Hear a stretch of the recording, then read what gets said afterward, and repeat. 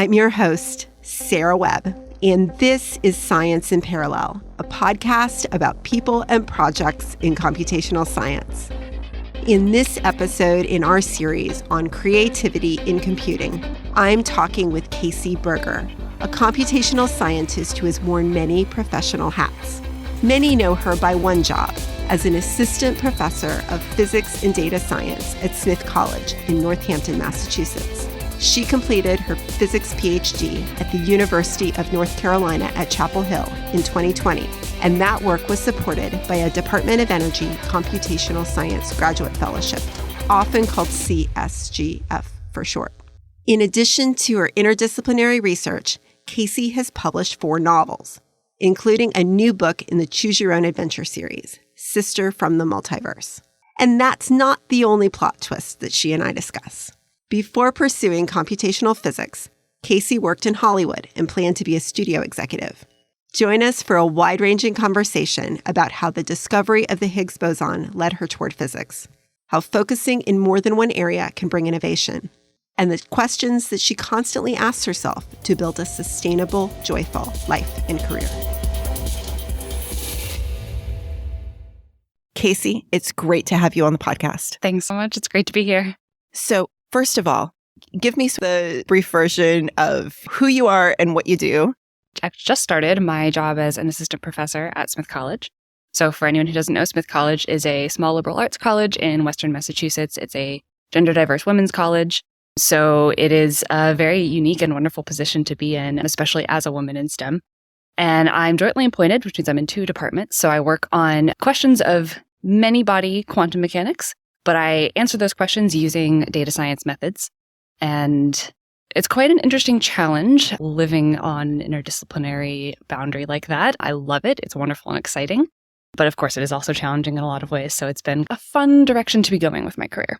You did not have the most direct path into this career. And so I want to learn about your journey into physics and computing and all of that. Yeah, it's funny when you asked me to say who I was and what I did, my brain immediately went, that's actually a very long story. I want to go back and actually get the long story. Yeah. When I was a kid, I loved science. I loved math, but I loved a lot of things. I was an avid reader. I would always tell stories. I think my mom enrolled me in Shakespeare camp at the age of 3. So I've always been interested in a huge variety of activities, a huge number of ways to be curious about the world. I didn't have to specialize, right? As a kid, you get to kind of do whatever you're interested in. And as I approached college and was starting to get asked the question, where are you going to go to college? What are you going to major in? At that point, I had started to have a lot of confidence issues in my science abilities. I had been at an all-girls school and I switched to a co-ed school. And right around that time, I found that I didn't think I could stack up to the guys in my class. I just didn't feel like I was as good as they were at science. And there's a lot of reasons, I'm sure, why I developed that sense. But at that point, I decided, well, I love science, but, I also love other things. So I went to college. I went to Boston University and I majored in film production and philosophy. I did not take a single math or science class in my entire time at BU. And when I graduated, I moved out to Los Angeles. So I mentioned I'd been in theater camp as a kid. I was still very involved in theater and in the arts. So I actually worked in Hollywood for a couple of years. I was working in talent management, which is very much about building the careers of writers and directors. And my goal was to become a studio executive and make movies. But about 2 years in, I had been working there, a steady job. I was doing all the right things to move forward in that career. I realized that I really missed talking about science and I really missed asking rigorous questions. The Higgs boson was discovered. Right around, I'd been there maybe a year and a half, and I came into work really excited. I was like, wow, you guys, this amazing news, they found this particle, and everyone in the office was just like, why do we care about that? And I remember feeling like, well, sure, it doesn't have any bearing on your career, but it's interesting, right? And I missed having people I could talk to about things like that. So it wasn't like a light switch, but over time, I sort of realized I wasn't happy and I wanted to leave. So I took what at the time felt like the biggest, stupidest risk I could take. And I quit my job and I moved home to Ohio and went back to school and studied physics because I had some perspective at the point. I was like, maybe I wasn't so bad at math and science after all. The fact that I tested out of every math and science class in college, I didn't have to take any, maybe would have been a good hint. But I just decided this is the thing that I regret not doing. And so if it all blows up in my face, then I already quit my job. So I'm already at rock bottom. What's going to happen, right? I just had to try something new. And it turned out that, surprise, I actually am pretty good at physics and I love it. And that is actually half the battle. So I went back to school, and immediately after getting my, I guess technically third bachelor's degree, I went to grad school for physics, and the rest, very compressed, led me to where I am now. That's terrific. Talk about where computing came into that. Was that an offshoot of the physical problems you wanted to study? Once you got into physics, how did you get into the problems that interest you, and where did computing come in? Computing was a very unintentional direction. Similar to my feelings about math and science, I thought I was bad at computers. I just had this narrative about myself that every time I touch a computer, something goes wrong, right? So it must be me. And we had to take a C++ class for my physics degree at Ohio State. So I remember saying, okay, it's one semester. How bad can it be? You just have to survive, and then you never have to look at a computer again for the rest of your life. And I think it was 2 weeks into the class, I was like, wow, this is really cool. You can do so many amazing things, just like with physics, right? A lot of being good or bad at something has to do with comfort level and has to do with experience. If I had just tried learning more about computers, I may have decided much earlier, actually, I like them. They're very interesting. You can do some really cool things. So I took, the one C++ class, and then I decided I'm going to try computational physics research.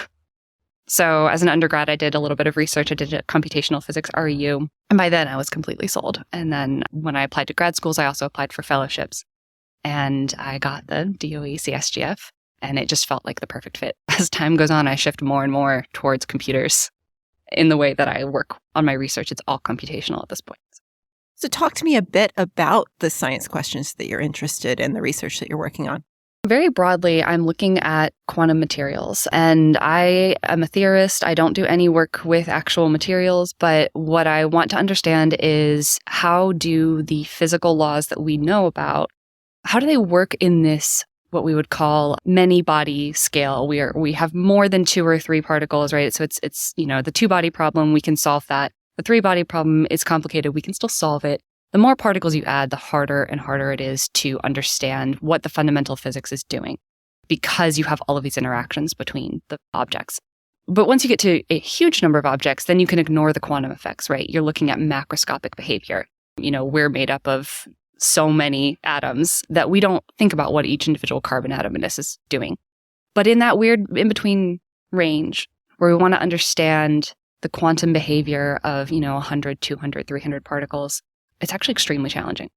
So we need innovative methods to understand the way all of these interactions sort of play off of each other and what the end behavior is. I'm leaning more and more heavily towards data science methods, using machine learning to try to recognize patterns in quantum materials.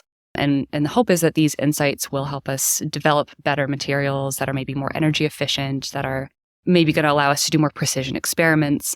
That's the end goal. I want to learn a little bit more about your academic career and the fact that you ended up working at Smith at a liberal arts college. There are many things that you could have done with your PhD. And how did that end up being the path that you wanted to take? The advice that I always give to students is, just as you said, there are so many things you can do with a degree. But what matters is, do you enjoy the day-to-day of what you're doing? And does the life that you're living align with your values, right? It doesn't matter what your advisor says you should do. It doesn't matter what your family thinks you should do. Obviously, those things influence us. But when it comes down to it, you're the person who has to live with your life every day. And if you're not happy doing something, you won't be able to maintain it. You'll burn out. You'll get tired. You'll be unhappy. So for me, as happens, I think, to many people in grad school, I got to a point where I realized I wasn't happy. And I had been there before, right? I'd done that already in my film career, and that prompted an entire change of career. So I did sort of sit down and go, whoa, all right, I see these warning signs again. Am I about to quit my PhD and go be a whatever, pick a new career? Or is there something about this that's making me unhappy and something else that's keeping me here? And, what's the balance of the things that I enjoy and the things that I don't? And when it came down to it, I loved helping people. I loved working with other students. I loved teaching to the degree that I was able to as a graduate student. And I loved outreach and communication. I enjoy research, I really do, but it wasn't the thing that drove me, right? The thing that drove me was coming in and working in a community, supporting other people, mentoring people. And when I was looking at jobs, I looked at all of these postdocs, I looked at R1 faculty jobs, and what would I be doing if I was in that career? And I realized the emphasis would be in the wrong place. So, very long way of saying I knew I loved teaching. I knew I loved mentoring. Those were the things that would keep me going every day. And I did some informational interviews at liberal arts colleges, and I realized everyone there felt the same. And so it was immediately like, this is where I want to go. These are the people I want to work with. It's just the right fit. So that was what I looked for after I graduated. I just looked at liberal arts college jobs. I didn't even consider R1 faculty jobs. How much teaching had you done? There's a lot of mentoring that happens in a graduate school setting, other people in your research group, that kind of thing. But how much teaching had you done before you went to Smith? I'd done a couple of classes, but I'd also been tutoring. So when I went back to school at Ohio State, I was doing a second degree. There weren't a lot of financial resources available to me. So I tutored to pay the rent. And I really loved it. I loved the challenge of seeing these problems from totally new angles. Students come in, they raise questions, and you go, wow, I've never really thought of it that way. And I've got to figure out how to explain this. So I really enjoyed that. And I kept tutoring all through grad school just to help out people who were really struggling. I did teach a class. So in addition to the CSGF, I had a fellowship at UNC, which allowed me to actually work with 2 other graduate students to develop and teach what they call a first-year seminar. So this is a course that's meant for freshmen. And we put together a science and policy course. And it was a really incredible experience to just develop, like, take this idea of how do we teach incoming students to become good, informed citizens of science? And it was amazing to take that idea and turn it into an entire class and then see these students grow and ask these amazing questions. So I think that was really when I was sold on the idea of, oh, wow, being a professor actually sounds great. And specifically the teaching part. Got it. And what a wonderful opportunity to kind of get your feet wet and get that experience to say, hey, this is right for me. Yeah, absolutely. It was one of the pieces that turned me toward liberal arts colleges. And so then at this point, when I knew that's what I wanted to do, the last year of my PhD, I specifically asked my advisor, I'd really like to teach again. Can I be co-instructor of record on this? We did a math methods class for first-year grad students. And he said yes. So I helped develop that course as well. And yeah, at that point, I was like, this is it. This is what I want to do. That's awesome. One of the things that I'm going to refer people to in our show notes is your website, because your website does show that you have this full multidimensional professional life and the professional priorities that you put out there. I want to learn a little bit more about those priorities for you. As a person who has had now 2 careers, I think that everything that I did before I officially became a physicist still matters. It's still important. It's still part of who I am. It's part of what drives me, but it's also part of how I see the world, right? And I think that it's really easy because we're told from a very young age to specialize, to become the best at something. And a lot of our heroes in society are people who were driven to just do one thing and who were so exceptional at that one thing. We talk a lot about the 10,000 hours rule. And some of that is just about hard work. But a lot of that is about, this person was so obsessed. Mozart was so obsessed with just this one thing, just music, that he became this incredible figure. Well, I think you can contribute huge amounts without being obsessed with just one thing, without having that drive look one particular way. I feel like I'm a very driven person, but I may not look like that on the outside to some people because I have so many interests. I think that one of the words I've heard a lot is scattered, right? This idea of if you focus on too many things, you'll be bad at all of them or not good enough at all of them, which I think is a huge part of it. And I think that was a piece of my own struggle when I was choosing what to do the first time I went to college. I felt like I didn't have one clear path, and that felt like a failing. And I want other people who don't have one clear path to understand that doesn't mean they aren't contributing something amazing. And in fact, they're bringing innovation that someone who only focuses on one thing won't bring, right? That person's going to do a great job. They're going to do wonderful and important and valuable things. But because they've specialized, they will not, by necessity, see the connections to other areas that are outside of their narrow focus. So these are two different strengths, right? These are two different things. And I think that we have, as a society, really emphasized one and devalued the other. And I do think that's changing. But I certainly want to make sure that people know that we're out here. We're out here and we're doing interesting things. I want to ask you a little bit about your writing, because it's a little more separate from your scientific work than some of the other things that we talked about, but it sounds like it's a passion for you. I said as a kid, I was really interested in stories and storytelling. And when I left Hollywood, I did not leave that interest behind, right? I was trained as a screenwriter in college. My degree was in film and television production, but my specialization was screenwriting. And I kept writing after I left because I liked it. It made me happy. It gave me a totally different way of thinking about the world. So I kept writing just as a hobby. I wrote my first novel when I was an undergraduate at Ohio State. And when I went to grad school, I decided, okay, writing is time intensive. And I've been told graduate school is very hard and you have to focus very hard. I'm going to put aside all of these hobbies that don't help. Help in big air quotes. I'm going to put this book away, and that's that. So I started grad school. I didn't write for 2 or 3 years, and it hurt. It hurt because I had denied myself this really important outlet. So when I got to that point I mentioned earlier where in my PhD I was stuck, right? I think this is a pretty normal experience in a PhD. You get to a point where, you're doing the same thing for so long and you're kind of wondering why. And I decided I miss writing. I'm just going to pull this book out and I'm going to mess around with a little and it'll just be for fun. So I pulled out this book that I'd written and I revised it and I revised it again. And I started getting really involved with this community of writers, and every draft of my book got better. And I was finally like, maybe I could publish this. I'm just going to try. So I sent my book out. I started querying for agents, asking people to represent me. But I actually ended up participating in a Twitter pitch fest where you basically pitch your book in a tweet. And some publishers were interested. And one eventually gave me an offer to write a book and 2 sequels. Wow.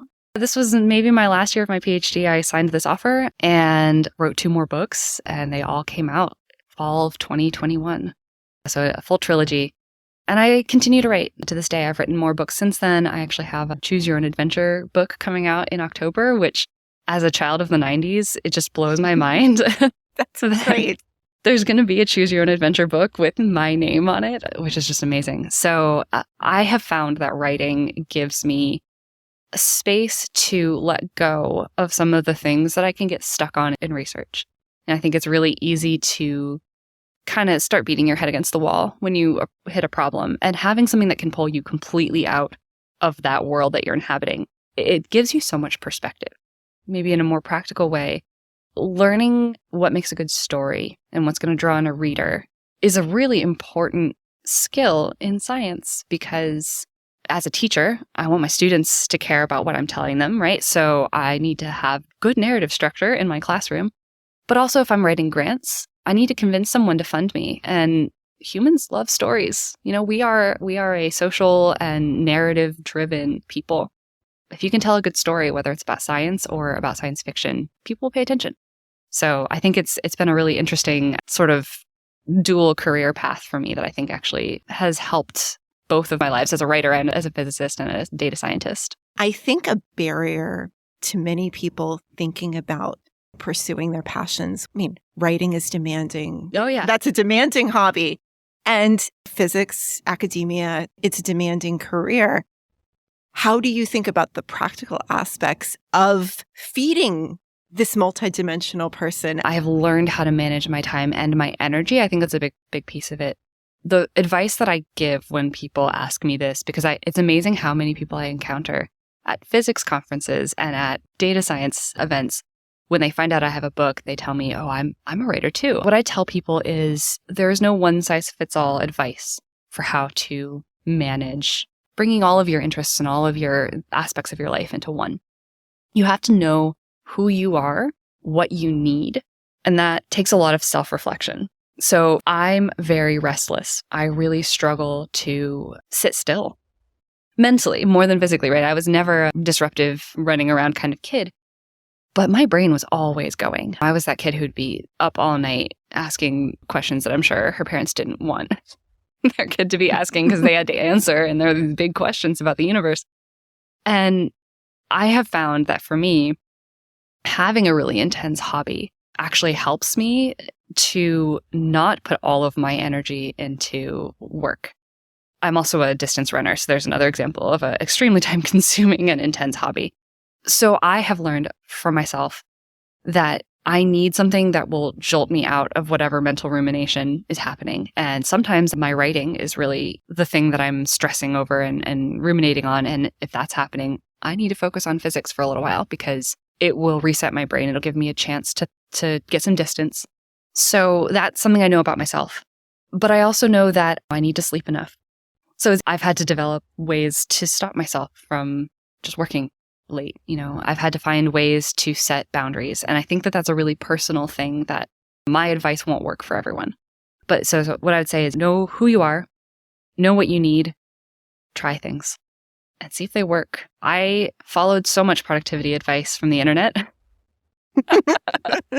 and was like, why is this not working? I'm doing exactly what all of the 4-hour work week person says to do, and it doesn't work for me. I think this is something that we can learn from science, right? If you try something and it fails, you learned something, right? That's still good information. And it's the same with how you manage your life. If you decide, oh, I'm going to be fine with 6 hours of sleep a night, and after a few weeks, you're like, man, why am I so foggy all the time? Well, maybe you need more than 6 hours of sleep a night. Right. Most everyone does.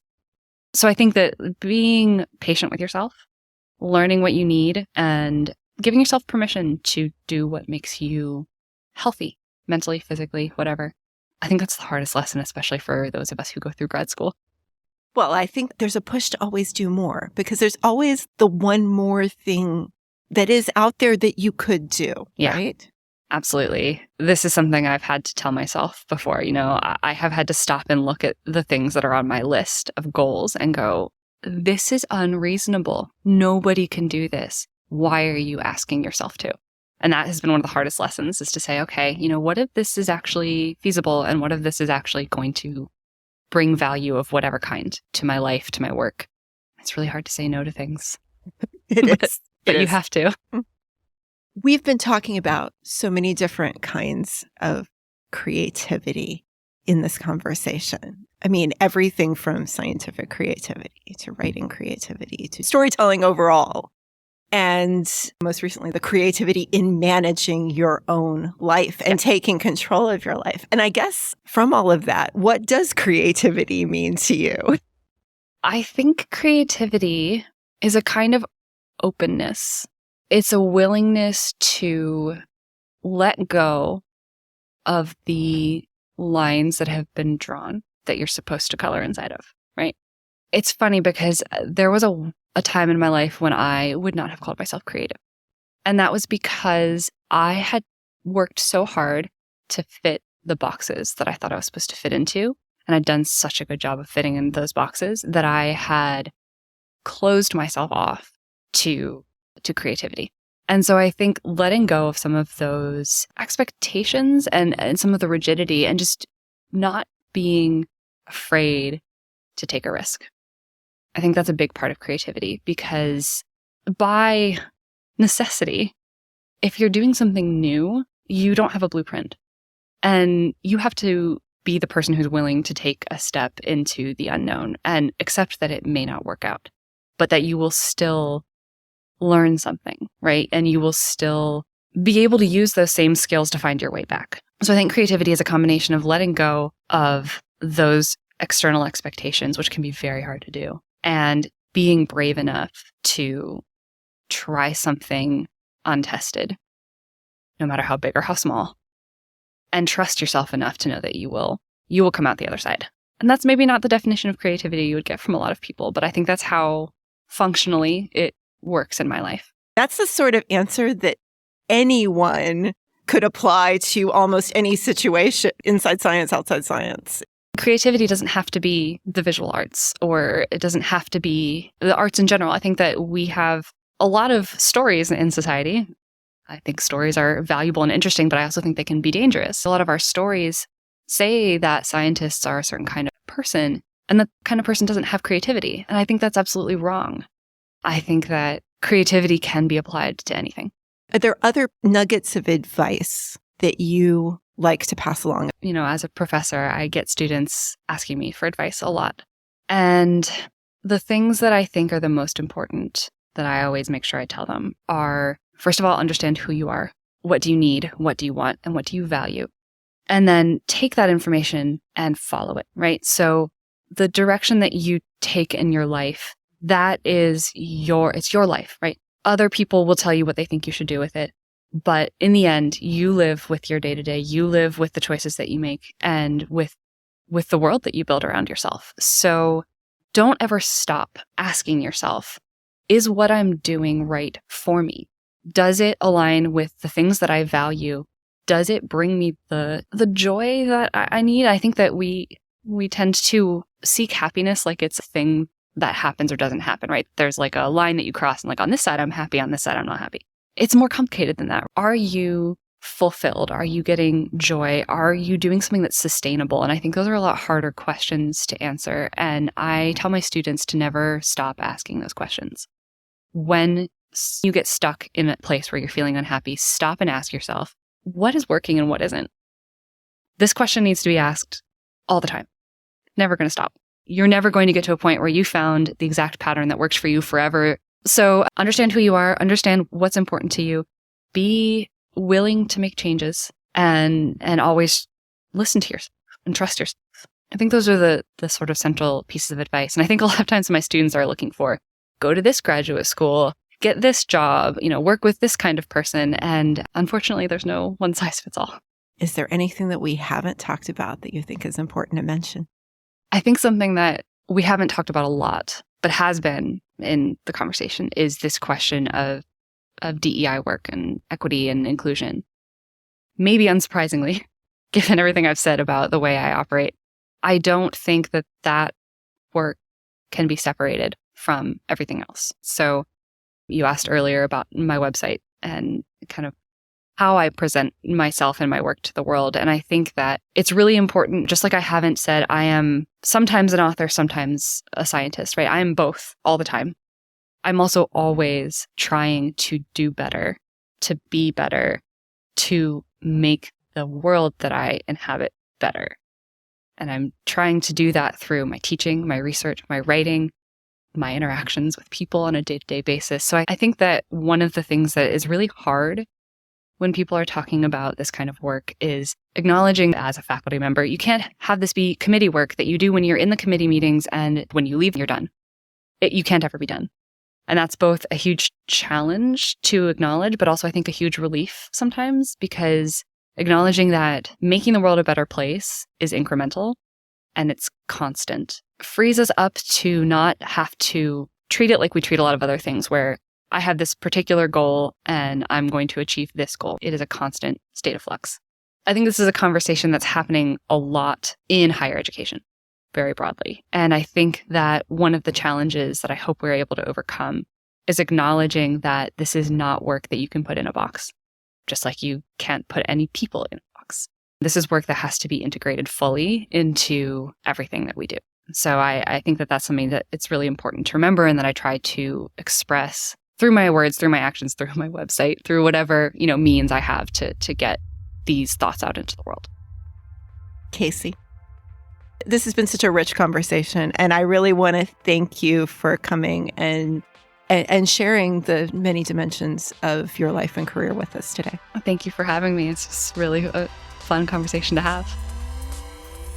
To learn more about the many pieces of Casey Berger's professional life, teaching, research, writing, and her diversity and inclusion work, please check out our show notes at scienceinparallel.org.